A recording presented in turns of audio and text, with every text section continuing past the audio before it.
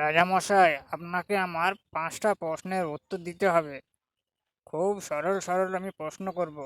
আপনাকে সুন্দরভাবে উত্তর দিতে হবে। ঠিক আছে? তাহলে আমি শুরু করি।